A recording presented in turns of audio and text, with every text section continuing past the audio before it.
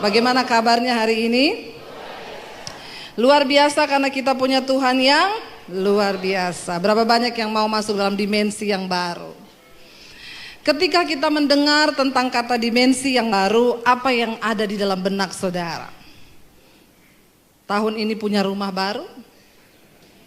Ya, apalagi banyak aplikasi di Facebook, ramalan untuk tahun ini. Banyak orang Kristen yang ngeklik. Ya, maka tahun ini engkau akan punya rumah baru, rumah impianmu seperti ini. Jangan terlalu banyak hidup dalam halusinasi. Ya. Ketika mendengar tentang dimensi yang baru, itu artinya kita akan bersiap masuk dalam dimensinya Tuhan. Dan saudara, dimensinya Tuhan itu ketika kita mau masuk, enak atau tidak? Halo? Masuk dalam dimensinya Tuhan enak atau tidak? Ya, tidak enak, berarti nggak mau masuk. Mau, ya tidak enak buat daging, tapi membawa kita kepada kebahagiaan dan damai sejahtera. Biar kita mau bilang, Tuhan, di waktu-waktu yang sisa ini, biar kami mau matikan daging kami. Biar kami mau siksa daging kami untuk mencapai dimensinya Tuhan. Amin. Langsung saja kita buka yuk. 1 Korintus pasal yang kedua. Memasuki dimensinya Tuhan, menikmati berkat Tuhan, kita harus selaras dengan apa yang Tuhan mau dalam hidup kita. 1 Korintus pasal yang kedua ayat yang ke-6 mulai. Di sana dikatakan hikmat yang benar. Karena banyak orang Kristen katanya ikut Tuhan tapi hikmatnya tidak benar.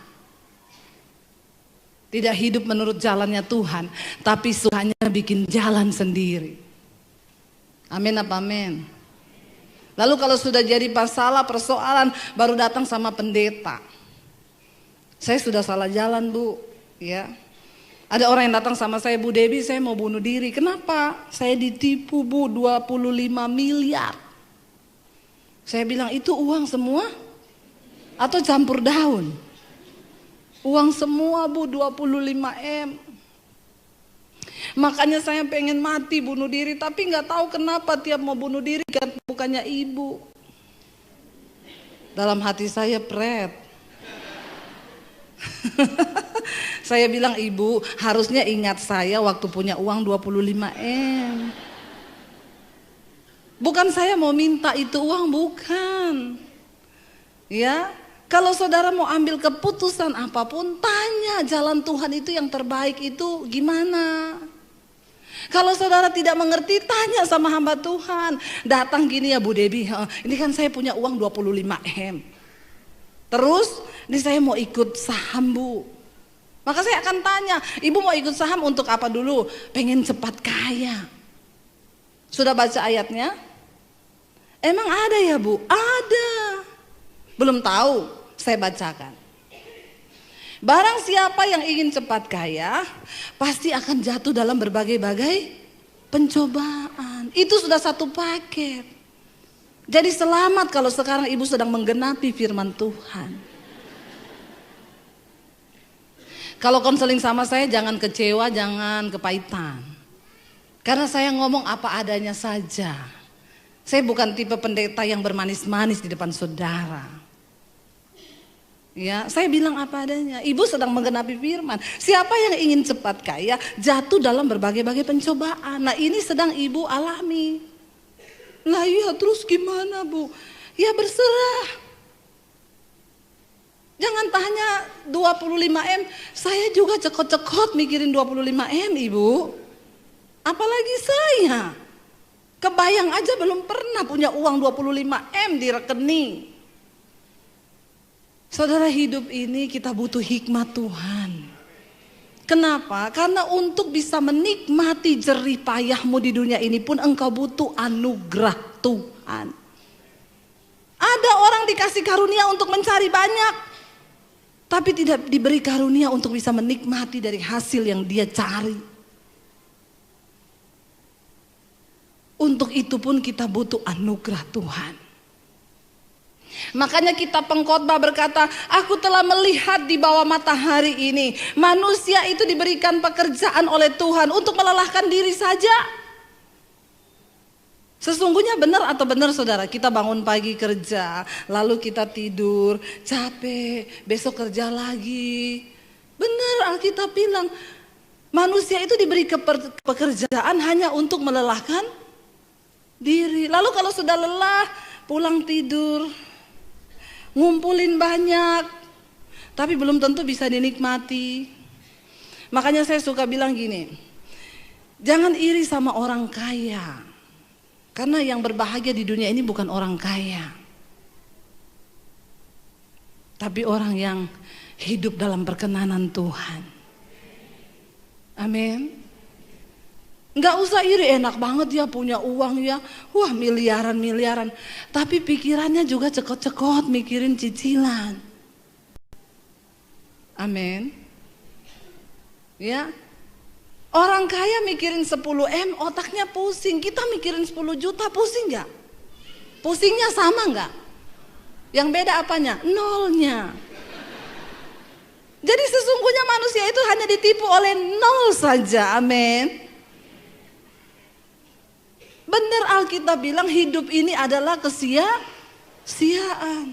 Makanya Pengkhotbah mengingatkan, akhir kata dari segala yang ditulis dalam kitab ini adalah hiduplah takut akan Tuhan. Karena sebanyak apapun yang engkau miliki dalam hidupmu, kalau engkau tidak hidup takut akan Tuhan, maka engkau tersesat dalam hidup ini. Engkau tidak akan menikmati kebahagiaan. Orang yang berbahagia, orang yang hidup dalam perkenanan Tuhan, lalu dia bisa mensyukuri jerih lelahnya, seberapapun itu dia mensyukurinya, itu pun anugerah Tuhan. Ya, ada orang yang gaji cuma 3 juta, tapi dia hidup berbahagia dengan istri dan anak-anaknya. Ada yang uang ratusan miliar, tapi cekot-cekot tiap hari. Saudara pilih yang mana?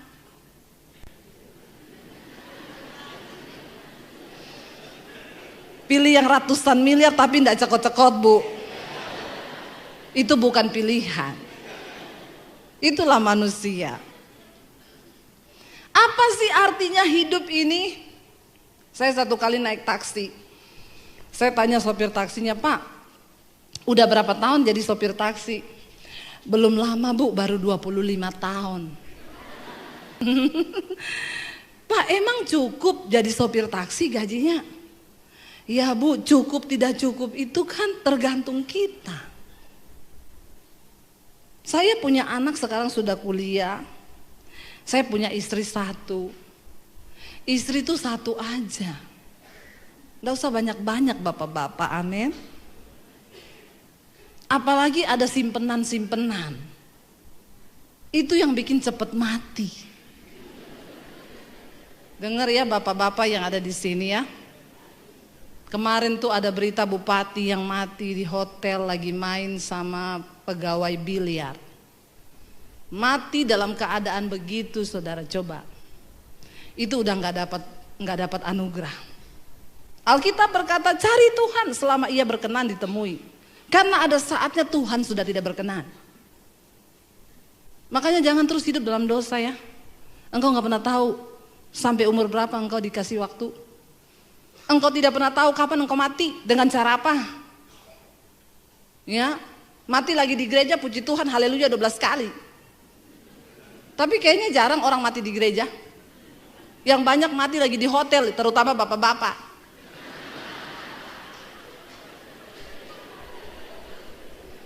Yang tertawa ibu-ibu. Haleluya. Ya, bapak-bapak istri 1 saja, amin.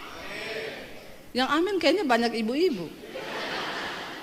Ya, yang amin tolong bapak-bapak yang kencang. Istri 1 aja, amin. Nggak usah ada simpenan, amin. Kok mulai meredup? Ya, saudara, hidup ini nggak usah dibikin ribet. Kita hidupi jalan kebenaran, ikuti firman Tuhan. Aman hidupmu.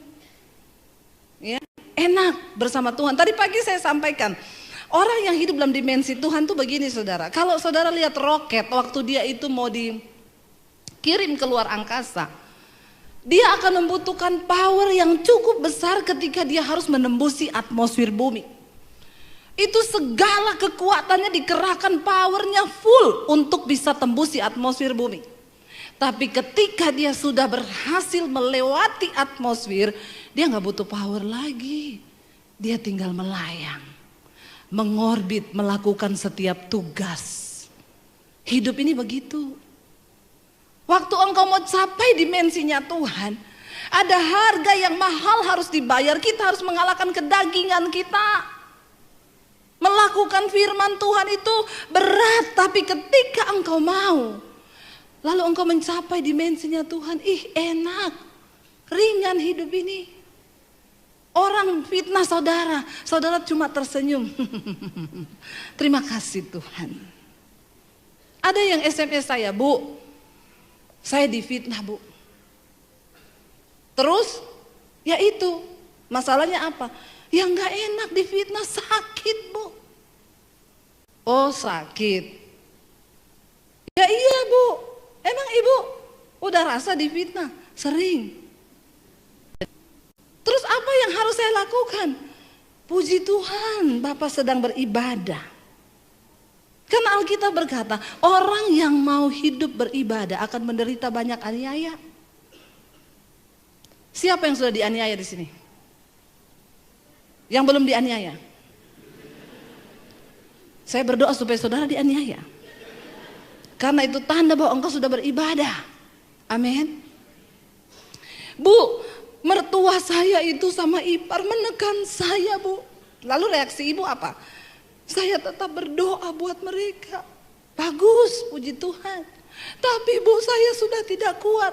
Ibu lagi beribadah. Sampai kapan Bu Debbie? Sampai ibu lulus. Lulusnya itu kapan?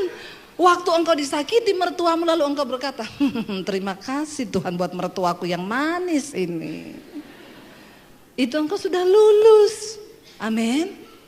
Tapi jangan kau tanam tanaman lidah mertua depan rumahmu. Yang kayak pedang-pedang itu lidah mertua saudara. Lo enak, waktu engkau mau menembusi atmosfer itu berat. Tapi ketika engkau sudah di dalam Tuhan, hidupmu penuh dengan firman. Wow, gak ada yang berat di hidup ini, gak ada. Mau difitnah, haleluya. Mau ditendang, puji Tuhan. Kenapa? Apapun yang terjadi dalam hidup saya gak pernah sakit hati. Mau saya dibuang, mau saya ditipu, mau saya di apa, saya tahu. Kenapa? Prinsip saya. Semua yang terjadi di hidupku, Tuhan turut bekerja mendatangkan kebaikan. Tetapi saya difitnah, iya gak apa-apa. Karena hidup ini adalah proses. Amin. Jangan cuma banyak berteori tentang firman Tuhan, tapi hidupi firman itu dalam hidupmu. Dan jangan bikin jalan sendiri. Ikuti jalannya Tuhan. Ada orang yang tanya, Bu, bagaimana supaya saya bisa mengalami Tuhan? Bagaimana saya bisa tahu jalan Tuhan? Bagaimana saya bisa dengar suara Tuhan? Yuk kita baca sama-sama. 1 Korintus pasal yang kedua, ayat yang ke-9 mulai. Ayat ini ayat hafalan, kalau saudara punya Alkitab pasti di stabilo orange. Ya, di sana dikatakan 1 Korintus 2 ayat 9, baca sama-sama 1, 2, 3. Tetapi seperti ada tertulis, apa yang tidak pernah dilihat oleh mata dan tidak pernah didengar oleh telinga dan yang tidak pernah timbul dalam hati manusia, semua yang disediakan Allah untuk mereka yang mengasihi Dia. Lalu kita imani ayat ini, yes, yes, yes. Lo kan belum pernah dilihat. Bisa jadi itu penderitaan. Amin. Kan belum pernah didengar. Bisa jadi itu caci maki.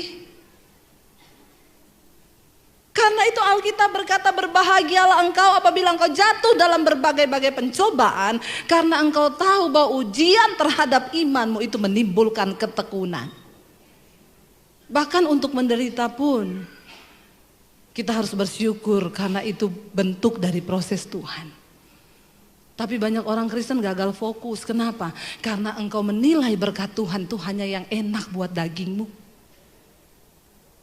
Kita berpikir kalau kita ikut Yesus masuk dalam dimensi yang baru. Yang naik motor jadi naik Avanza. Yang naik Avanza jadi naik. Yang naik Innova jadi naik Alphard. Yang naik Alphard naik motor. Kena kutuk soalnya. Ya, hello saudara, mari kita punya hikmat Tuhan dalam hidup ini. Kalau saudara baca judul perikop dari 1 Korintus 2 ini, hikmat yang benar. Jangan punya hikmat yang salah. Apa yang tidak pernah engkau dengar, apa yang tidak pernah timbul dalam hati, yang tidak pernah engkau lihat, yang tidak pernah muncul di dalam hatimu, itu yang disediakan Tuhan bagi mereka yang mengasihi Tuhan. Ada banyak orang Kristen, gereja penuh kalau hari Minggu, tapi yang mengasihi Tuhan bisa dihitung dengan jari. Bagaimana hidupmu setelah engkau keluar dari pintu gereja ini? Itulah imanmu. Kalau lagi di gereja semua sekarang lagi kudus. Gak ada yang merokok. Gak ada yang lagi berantem. Berantem pun kalau di gereja diem-dieman. Nanti sampai rumah. Makanya kalau di gereja itu hebat saudara. Kalau nyanyi senada dengan sorga. Sampai di rumah senada dengan neraka. Banyak orang Kristen yang begini. Hidup keagamaanmu, kekristenanmu, rohanimu nilainya tidak ditentukan waktu engkau ada di gereja. Maaf, Tuhan gak pernah lihat engkau pengerja kah? Pakai jas kah kita hari Minggu? Tuhan gak nilai saya pengkhotbah kah? Tuhan gak nilai saudara itu jemaat yang rajin. Bahkan gereja belum dibuka sudah antri depan pintu. Itu bukan tolak ukur kekristenanmu. Kristen itu dinilai dari berapa banyak firman Tuhan yang sudah engkau berusaha lakukan. Sekalipun itu berat bagi dagingmu. Bagaimana kita mengejar kekudusan dalam hidup ini. Bagaimana kita mau berkata, Tuhan, aku mau bertobat dari segala hal yang tidak berkenan. Bawa aku masuk dalam perkenanan-Mu. Itu Kristen. Makanya satu kali ada jemaat yang tanya sama saya, Bu, Ibu kalau pelayanan di desa-desa banyak yang kerasukan sering ya? Saya bilang, iya. Seringkali itu kalau di daerah masih puji-pujian saudara ada yang kerasukan. Lalu kita harus layani dulu pelepasan. Saya mau tanya Bu, kalau Ibu pelayanan di gereja-gereja besar, di jemaat besar, di kota besar itu Bu, ada nggak yang kerasukan? Saya bilang hampir tidak pernah ada. Nah itu dia Bu, saya mau tanya, kenapa Bu? Saya bilang, wah ini jadi pertanyaan juga buat saya. Lalu Roh Kudus kasih saya hikmat. Kenapa di gereja-gereja besar tidak ada yang kerasukan dan jarang? Karena di gereja besar, di kota besar, setan sudah tidak bekerja. Dia cuma kontrol. Hari Minggu, setan cuma ngintip depan pintu gereja. Penuh bro, penuh. Lancar, lancar coy. Lanjutkan, Setan gak takut kalau gereja penuh. Setan gak takut Anda rajin ke gereja. Setan takut ketika engkau mulai melakukan firman Tuhan. Setan takut ketika engkau mulai belajar hidup dalam kekudusan. Setan takut ketika engkau mulai berkata, Tuhan, apa kehendakmu bagi hidupku? Di situ setan akan gemetar. Ya, kenapa di kota tidak ada yang kerasukan? Setan bilang, dagingnya udah gede. Saudara, daging kita ini tidak ada hubungannya sama setan. Dengar baik-baik, daging kita ini tidak ada hubungannya sama setan. Dan Alkitab berkata, keinginan daging itu telah nyata. Galatia 5:19-21. Percabulan, kenajisan, hawa nafsu, amarah, kedengkian, iri hati, pertikaian, roh percederaan, ketamakan, kepentingan diri sendiri itu daging. Dan ingat, daging kita tidak ada hubungannya sama setan. Ini daging. Makanya kalau ada orang selingkuh, jangan salahkan. Ada orang udah pelayanan selingkuh, saudara. Kenapa kamu sudah pelayanan masih selingkuh? Udah punya istri, punya suami. Iya bu, gara-gara setan. Setan yang lihat saudara ngomong gini, ih enak di lu, sial di gua. Sampai setan bilang sama Tuhan, saya udah gak mau jadi setan Tuhan. Kenapa? Manusia lebih setan dari setan. Orang dia ngikutin dagingnya, dia salahin setan. Hello? Dengar baik-baik, setan tidak akan pernah bisa melakukan kehendaknya dalam hidup kita kalau engkau tidak bekerja sama dengan dia dalam pikiranmu. Dan ingat, percabulan, kenajisan, hawa nafsu, pertikaian itu bukan setan, itu daging. Amin. Makanya Rasul Paulus bilang, aku melatih tubuhku dan menguasainya seluruhnya, supaya jangan setelah aku memberitakan Injil, aku ditolak sama Tuhan. Satu-satunya yang bisa membuat Tuhan menolak kita adalah karena engkau hidup mengikuti perbuatan tubuh dan dagingmu. Amin.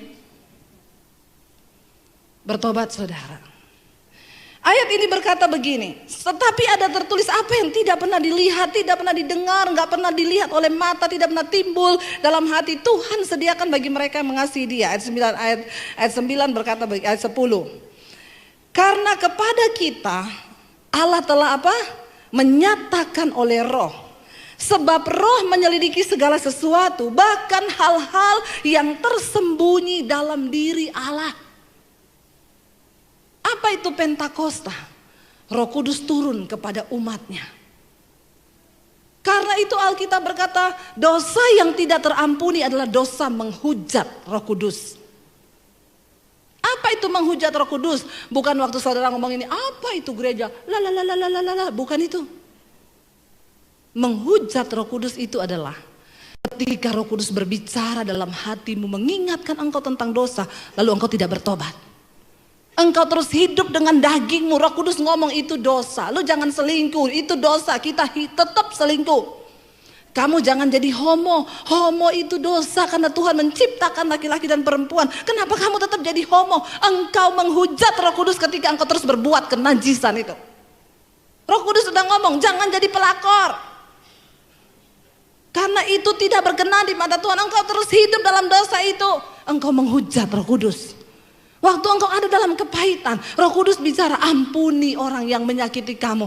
Karena firman Tuhan berkata, ampunilah orang yang menyakiti hatimu. Dan engkau tetap kepahitan, engkau menghujat Roh Kudus loh. Setiap hari Roh Kudus itu berbicara, mengingatkan kita tentang hukum-hukum Tuhan. Saudara baca Alkitab atau tidak, sebenarnya Tuhan menaruh hukumnya dalam hati manusia.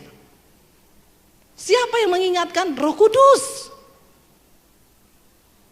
Dan ketika Roh Kudus bicara, engkau gak pernah dengar, tiap hari engkau hidup terus dengan dosamu, maka engkau sudah menghujat Roh Kudus. Dan hidupmu berjalan kepada kebinasaan. Itu dosa yang tidak terampuni. Amin.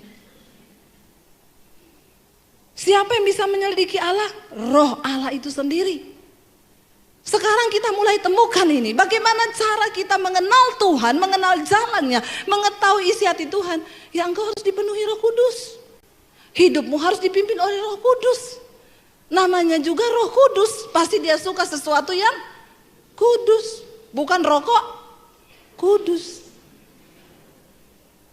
Ya, amin saudara. Enggak usah tanya-tanya pendeta, bu, merokok itu dosa atau tidak. Anda tahu kok. Orang di dus rokoknya ada ditulis, rokok itu membunuhmu. Ada yang tanya, bu, di mana ayatnya dilarang merokok? Saya bilang di pom bensin. Baca di sana besar tulisannya. Jangan cari di Alkitab, terlalu kecil. Lo maksud ibu ngomong begitu apa? Kalau di pom bensin saja Anda tidak diterima, apalagi di sorga.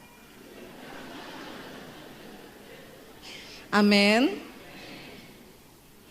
Ya, jadi buat yang merokok, enggak usah tanya di mana ayatnya, baca di pom bensin. Kalau di pom bensin Anda tidak diterima, apalagi di sorga. Satu kali saya khotbah begitu di satu gereja. Saya dikejar sama satu orang bapak, orang Ambon. Dia bilang, ibu pendeta. Saya menoleh ke belakang, sangar saudara. Orang Ambon. Seng makan mati, makan seng juga mati dia. Lalu dia bilang gini, ibu tadi berkhotbah soal rokok. Iya, kenapa?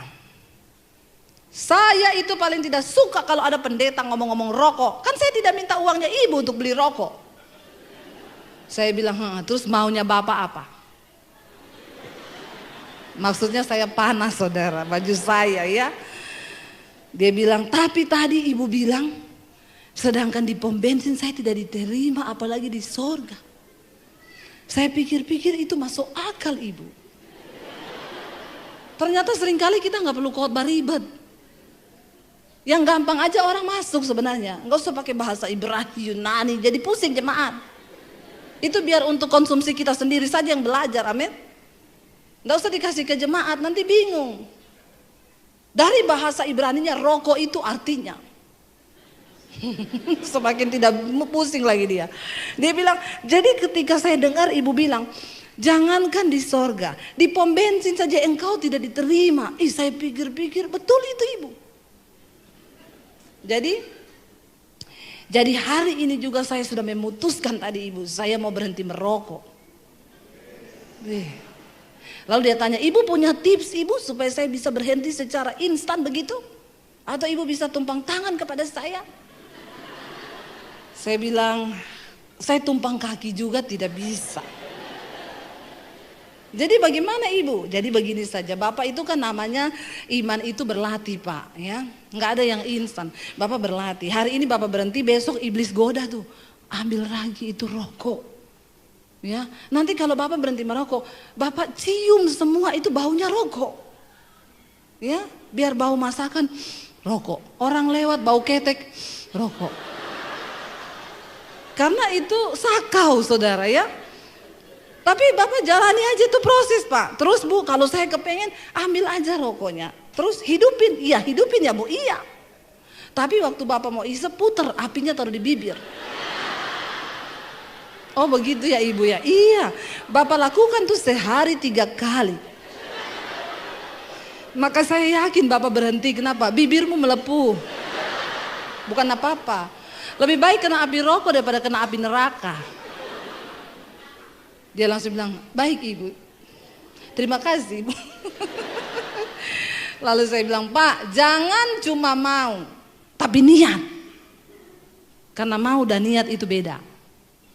Ada orang-orang Kristen bilang, bu saya mau keluar dari dosa saya. Kamu mau atau niat? Iya mau bu.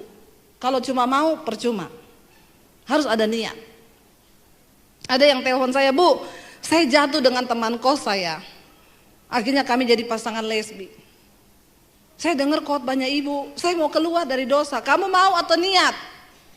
Mau bu. Kalau mau hari ini beresin pakaianmu, pindah tempat kos. Jangan kasih tahu dia di mana kamu pindah. Kayak gitu bu, iya. Niat kan? Kalau nggak niat, tetap aja tinggal di situ. Dan hari ini engkau berdosa dan engkau bilang, Tuhan, ampuni aku. Setelah engkau minta ampun, datang lagi, halo gimana? Berlakukan dosa lagi, Tuhan, ampuni aku. Engkau menghujat Roh Kudus. Amin. Ada yang konseling, bu, saya jatuh selingkuh bu. Apa yang harus saya lakukan? Mau bertobat? Iya. Niat? Iya. Blokir nomor HP-nya dia. Sudah bu. Terus dia telepon pakai nomor lain. Ganti HP-mu nomornya. Sampai seperti itu? Iya. Kamu niat? Iya niat. Jangan main-main dengan dosa. Kalau mau niat, niat. Amin. Nggak ada alasan. Supaya putus hubungan sama setan. Jangan nikmati dosamu. Ya, engkau tidak akan pernah masuk dalam dimensinya Tuhan. Lalu ayat ini berkata begini saudara. Ayat 11, siapa gerangan di antara manusia yang tahu apa yang terdapat dalam diri manusia selain roh manusia sendiri yang ada di dalam dia. Demikian pula lah tidak ada orang yang tahu apa yang terdapat dalam diri Allah selain roh Allah. Kalau engkau dipenuhi Roh Kudus, Roh Allah itu, maka engkau mengerti isi hati Tuhan. Engkau tahu kalau engkau melakukan ini Tuhan tuh berduka. Kenapa kita harus hidup dalam kekudusan? Bukan cuma supaya tidak masuk neraka, tapi supaya engkau tidak menyakiti hati Tuhan.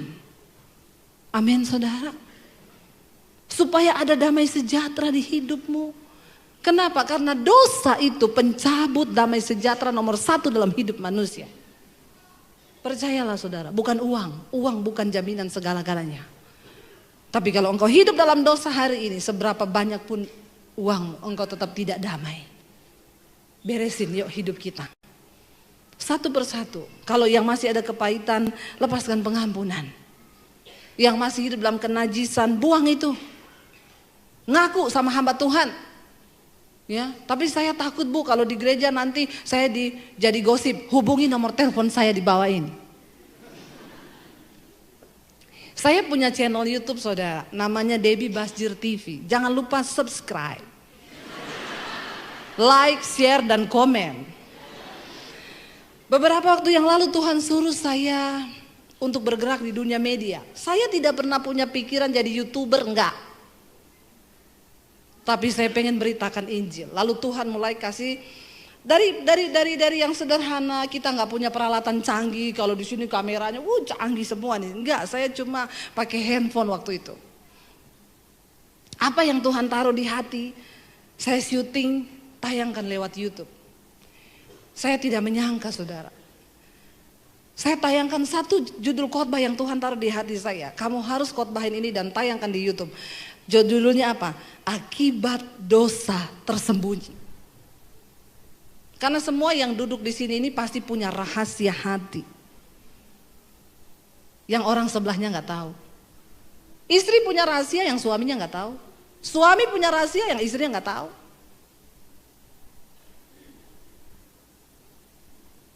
Tidak usah angkat tangan. Di dalam hati saja. Lalu saya tayangkan khotbah itu, yang nonton hampir 100.000. Tiba-tiba, Bu, minta nomor HP dong. Saya kasih nomor saya, 081567037795. Satu lagi, Bu, minta nomor HP, saya kasih. Kalau yang nonton 100.000, yang konseling seperapat saja. Sudah berapa itu saudara? Lalu HP saya tiba-tiba error. Bunyi-bunyi sendiri, ting ting ting ting ting ting ting ting ting ting ting ting ting ting. Saking yang konseling itu banyak. Tapi saya bahagia. Saya mulai konselingin satu-satu. Bu, saya ada dosa tersembunyi Bu, saya mau ngaku. Ada seorang homo yang mengaku sama saya. Saya homo Bu. Saya mau ngaku Bu, saya gini. Saya bilang puji Tuhan. Kalau kamu dengar khotbah saya lalu kamu tergerak untuk mengakui dosamu, itu artinya Roh Kudus bicara. Iya Bu, sejak saya dengerin khotbah Ibu, saya nggak tahu tiap malam sebelum tidur ada suara yang datang di telinga saya dan berkata, tinggalkan dosamu dan bertobatlah. Lalu dia tanya sama saya, itu suaranya siapa Bu? Suara Tuhan, suara Roh Kudus. Masa itu suara Roh Kudus Bu? Roh Kudus bicara sama saya? Iya. Karena tugas Roh Kudus yang pertama adalah menginsyafkan dosa. Jadi Bu, apa yang harus saya lakukan? Saya takut Bu. Lah iya, makanya bertobat. Lalu dia terbuka sama saya homo, gini. Berarti itu suara Tuhan ya Bu? Iya. Kalau kamu lagi stres lalu kamu dengar suara berkata, pergilah dugem ke diskotik, itu suara setan. Jangan kamu bilang begini, terima kasih Tuhan, engkau tahu aku lagi stres, engkau suruh aku ke diskotik. Itu setan. Kalau engkau jengkel sama orang, lalu engkau dengar suara hatimu atau ada orang di sampingmu yang ngomong, iya ya, memang kebangetan orang itu, kurang ajar banget. Terus Anda bilang, memang itu setan. Tapi itu tetangga saya Bu, iya menjelma dari setan. Jangan kau dengar, amin. Apa yang engkau dengar hari-hari ini itu akan menentukan jalan hidupmu. Waktu saya sudah habis.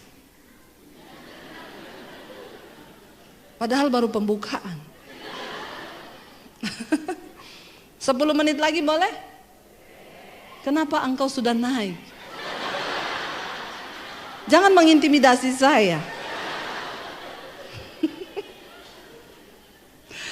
Ya saudara, jalani jalannya Tuhan, ikuti. Akhirnya dia bilang gini, Bu, apakah seorang homo bisa sembuh? Bisa.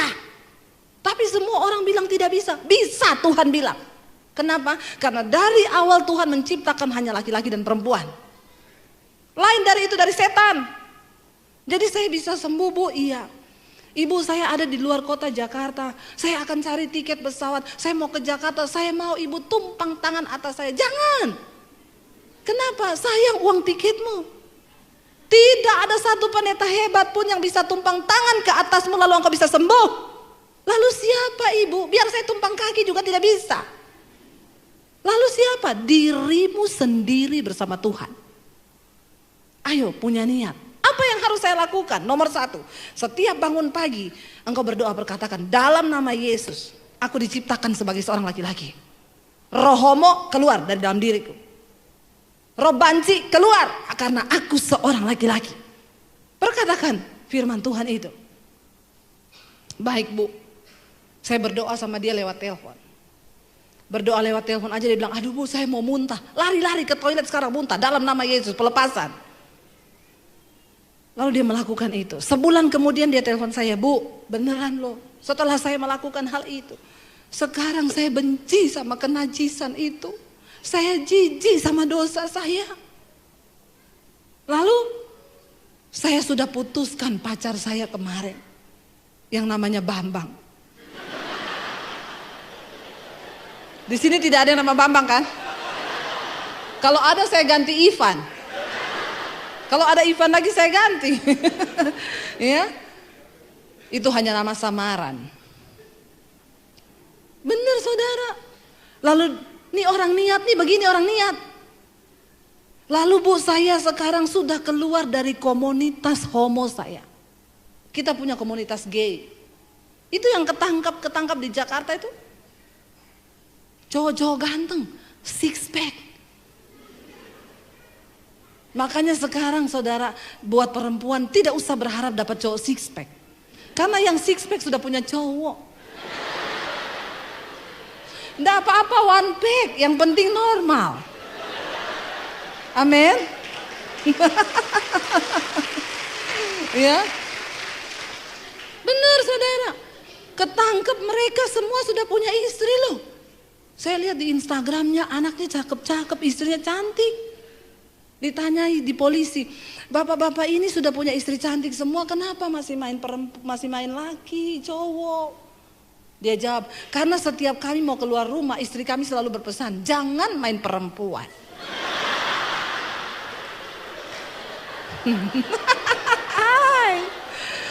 Astagfirullah. Subhanallah.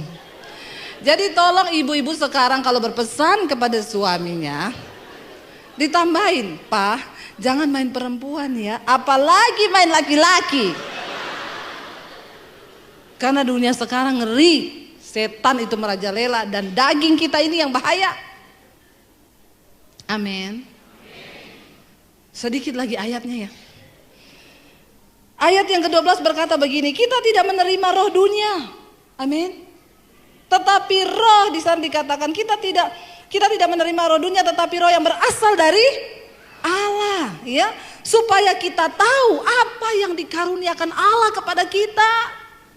Anda sudah jadi Kristen berapa puluh tahun, sayang sekali kalau Anda tidak tahu apa yang dikaruniakan Allah bagi hidupmu. Dan semua yang Tuhan firmankan itu ya dan amin saudara. Gak ada satupun yang bohong. Yes, engkau tinggal hanya masuk dalam dimensi Tuhan saja. Matikan dagingmu. Lalu ayat yang berikutnya di sana dikatakan 13, dan karena kami menafsirkan hal-hal rohani kepada mereka yang mempunyai roh, kami berkata-kata tentang karunia-karunia Allah dengan perkataan yang bukan diajarkan kepada kami oleh hikmat manusia, tetapi oleh roh.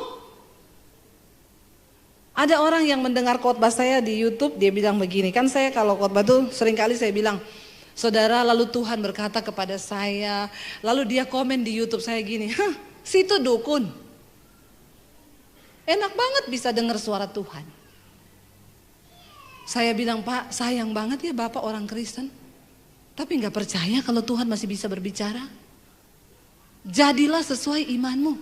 Kalau engkau tidak percaya maka hal itu tidak akan terjadi. Tapi kalau engkau percaya maka Tuhan bisa berbicara kepadamu. Lalu saya bilang sama dia, Pak, jangan mempelajari Tuhan, tapi alamilah Tuhan secara pribadi. Dia bilang, Ibu, saya ini orang pintar, Bu. Saya belajar sampai di Amerika, Australia. Saya ikut sekolah-sekolah seminari teologi. Saya belajar tentang Tuhan. Dan memang benar, saya nggak dapat apa-apa. Makin tinggi pengetahuan saya, makin sombong saya. Saya bilang, Pak, saya bukan orang pintar. Karena memang saya jarang minum tolak angin.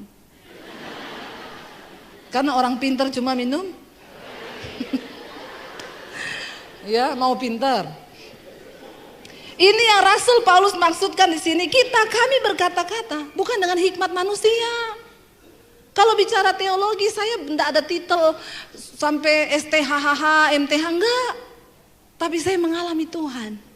Dan apa yang saya ajarkan, saya terima dari Roh Allah. Itu tidak bisa dipahami secara manusia. Satu kali saya disuruh khotbah di depan dosen-dosen sekolah teologi dan rektor. Saya kaget, saudara. Diundang Natal, duduk satu meja bundaran. Waktu saya duduk, mereka semua menatap saya. Lalu ada satu orang bilang, Bu, kenalkan ini rektor sekolah teologi. Saya langsung duk. Shalom, Pak. Ini dosen bahasa Ibrani. Shalom, Pak. Ini dosen Yunani. Shalom, Pak. Ini, waduh, saya deg-degan, keringat dingin. Saya berdoa, Tuhan Yesus tolong. Karena khotbah di depan orang-orang seperti ini, dia akan lihat. Teologianya sampai di mana? Penafsirannya salah. Saya berdoa, Tuhan, aku minta hikmat-Mu, Bapa, Roh Kudus. Roh Kudus itu bicara dengan lembut. Kamu tidak usah berteori. Ajarkan apa yang kamu alami bersamaku. Saya khotbah, saudara. Selesai khotbah, saya duduk. Rektornya diundang doa firman Tuhan setelah khotbah. Dia berdoa, Tuhan, terima kasih. Karena hari ini kami telah mendengar. Bukan manusia yang berkata-kata, tapi Tuhan sendiri. Saya nangis loh, saudara. Padahal tadinya saya sudah deg-degan dan gemeteran. Tapi ternyata waktu kita mengajarkan bukan hikmat manusia. Roh Kudus itu sumber hikmat, sumber pengetahuan, sumber segala-galanya. Dia yang menyelidiki apa yang ada dalam diri Allah. Dan kalau roh itu ada dalam diri kita, roh yang lebih besar dari segala roh yang ada dalam dunia ini, apa yang Anda gak bisa lakukan bersama dia? Engkau bisa keluar dari homoseksualmu. Engkau bisa keluar dari ikatan lesbian, engkau bisa berhenti merokok. Perkatakan, roh yang ada dalamku lebih besar dari segala roh yang ada di dunia ini. Amin.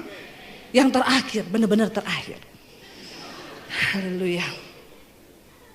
Ayat 14, baca sama-sama dengan suara yang keras. Ini benar-benar terakhir. Ayat gongnya ini. 1, 2, 3. Tetapi manusia duniawi tidak menerima apa yang berasal dari Roh Allah. Karena hal itu baginya adalah suatu kebodohan. Dan ia tidak dapat memahaminya. Sebab hal itu hanya dapat dinilai secara rohani. Banyak orang Kristen setiap minggu duduk di kursi gereja. Tapi dia masih manusia duniawi. Sebab barang siapa mencintai dunia dan segala apa yang ada di dalamnya, maka kasih akan Allah tidak ada dalam dirimu. Apa yang ada dalam dunia ini? Cuma 3 hal. Keinginan mata, keinginan daging, dan keangkuhan hidup. Kenajisan, percabulan, itu yang ada dalam dunia ini. Kesombongan. Dan kalau engkau mencintai dunia, maka engkau tidak akan pernah mengerti kehendak Tuhan. Engkau tidak akan pernah bisa masuk dalam dimensinya Tuhan.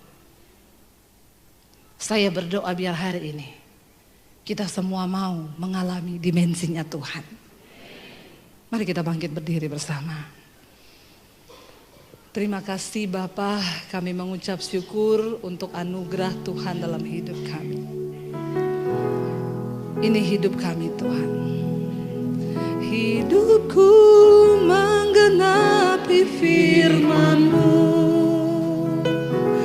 tanda mujizat sertai tiap langkahku. Kau bersamaku di dalamku, jadi bukti kebesaran-Mu. Mari angkat tanganmu, katakan, hidupku menggenapi firman-Mu, tanda mujizat sertai tiap langkahku. Kau bersamaku di dalamku, jadi bukti Angkat tanganmu pada Tuhan, katakan ini menjadi komitmen. Hidupku menggenapi firman-Mu, yes Lord. Tanda mujizat sertai tiap langkahku. Kau bersamaku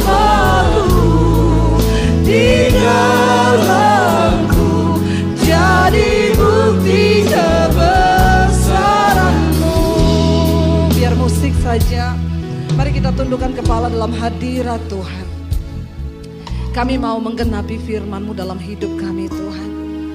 Seberat apapun itu, kami mau mengalahkan kedagingan kami dan belajar masuk dalam dimensi-Mu ya Tuhan.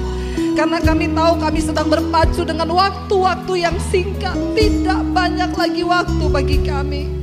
Kami tidak ingin bermain-main dengan keselamatan dan iman yang sudah Tuhan berikan bagi kami.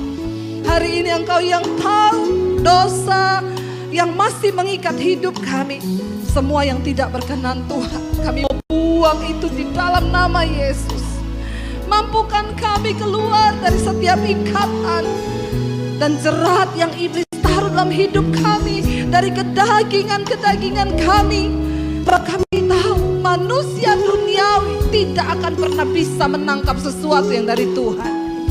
Kami mau matikan segala bentuk keduniawian.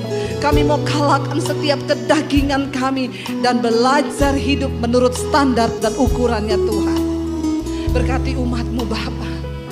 Berapa banyak di antara saudara yang mau sungguh-sungguh mengalami Tuhan dan dimensinya tahun ini. Angkat tanganmu di tempatmu, saya akan berdoa buat saudara. Tuhan lihat setiap tangan yang terangkat Bapa. Secara manusia mungkin kami tidak mampu, tetapi kami mau dan kami niat Tuhan. Maka Engkau yang akan memampukan. Karena kemampuan itu adalah bagian diri Allah di dalam diri kami. Kami semua tidak mampu, tapi Tuhan yang sanggup memampukan setiap kami. Bawa kami masuk untuk mengerti hal-hal rohani yang disediakan Allah Bapa bagi setiap kami. Kami mau Roh Kudus-Mu penuhi setiap kami. Kami mau Pentakosta itu terjadi dalam hidup kami Bapa. Ketika Roh Kudus-Mu menginsyafkan kami akan dosa, kebenaran dan penghakiman. Karena kami tahu satu saat nanti kami semua harus berdiri di hadapan tahta pengadilan Kristus untuk memberikan pertanggungan jawab terhadap hidup kami di bumi ini Tuhan. Saudara yang datang suami istri, mari bergandengan tangan. Yang datang suami istri, mari bergandengan tangan. Tuhan, kami bawa pernikahan dan rumah tangga kami di hadapan Tuhan. Tidak ada dosa yang tersembunyi di dalam pernikahan kami, supaya tidak ada kutuk yang turun kepada anak-anak kami. Hamba berdoa Tuhan, biar hari ini Engkau melihat setiap hati suami istri yang terbuka di hadapan-Mu. Setiap suami menjadi imam yang baik dalam rumah tangga. Setiap istri menjadi penolong yang sepadan bagi rumah tangga. Kami percaya anak cucu kami akan melihat semua yang baik, karena ada warisan iman yang kami berikan Tuhan. Terima kasih Bapa, berkati jemaat-Mu, berkati gereja-Mu. Hamba berdoa biar di akhir zaman ini gereja-Mu semakin dimurnikan. Ada kekudusan yang turun atas umat-Mu di tempat ini Bapa. mengalir dari gembala sampai seluruh pengerja yang ada. Kami tidak ingin main-main dengan iman kami. Kami mau berdiri melakukan firman Tuhan, supaya kami melihat penyertaan dan mujizat Tuhan terjadi dalam hidup kami. Mari angkat tanganmu di tempatmu kepada Tuhan, katakan, hidupku mengenapi